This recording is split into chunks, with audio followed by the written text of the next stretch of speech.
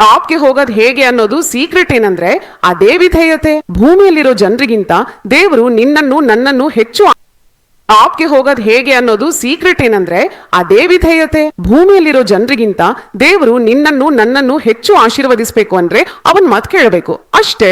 ದೇವರಿಗೆ ಸ್ತುತಿ. ಅವನ್ ಮಾತ್ ಕೇಳಿದ್ರೆ ಸಾಕು, ಭೂಮಿಯ ಎಲ್ಲಾ ಜನರಿಗಿಂತ ದೇವರು ನಿನ್ನನ್ನು ಎತ್ತಿ ಹಿಡಿಯುತ್ತಾನೆ. ನೀನ್ ನಿನ್ ಕೆಲ್ಸದಲ್ಲಿ ನಂಬಿಕಸ್ಥನಾಗಿದ್ಯಾ? ತನ್ನ ಕೆಲ್ಸದಲ್ಲಿ ಪರಿಣತಿ ಹೊಂದಿರುವನ್ ನೋಡಿದ್ಯಾ?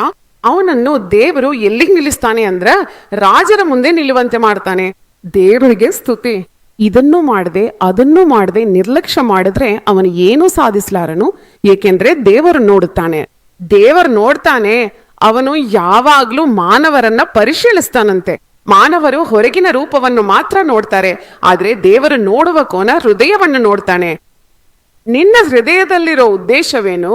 ನೀನು ಯಾವ ಉದ್ದೇಶದಿಂದ ಕೆಲಸಗಳನ್ನ ಮಾಡ್ತಿದೀಯೋ ಅದನ್ನೇ ದೇವ್ರು ನೋಡ್ತಾನೆ ಅಂತೆ. ಮಾನವನ ಹೊರಗೆ ನೀನು ಎಷ್ಟು ಕೆಲಸಗಳನ್ನ ಮಾಡ್ತಿದೀಯೋ ಅದನ್ನ ಮಾತ್ರ ನೋಡ್ತಾರೆ, ಆದರೆ ನೀನು ಯಾವ ಉದ್ದೇಶದಿಂದ ದೇವರ ಕೆಲಸ ಮಾಡ್ತಿದೀಯೋ, ಮನೆ ಕೆಲಸ ಮಾಡ್ತಿದೀಯೋ, ಗಂಡನಾಗಿ ಹೆಂಡತಿಯಾಗಿ ಮಕ್ಕಳಿಗೆ ನಿನ್ನ ಉದ್ದೇಶವೇಳುವ ದೇವರು ಉದ್ದೇಶವನ್ನ ತೋಗುತ್ತಾರೆ. ದೇವರಿಗೆ ಸ್ತೋತ್ರ. ಅವನೇ ಪರೀಕ್ಷಿಸಿ ನೋಡುತ್ತಿಲ್ಲ. ದೇವರಿಗೆ ಸ್ತೋತ್ರವಾಗ್ಲಿ.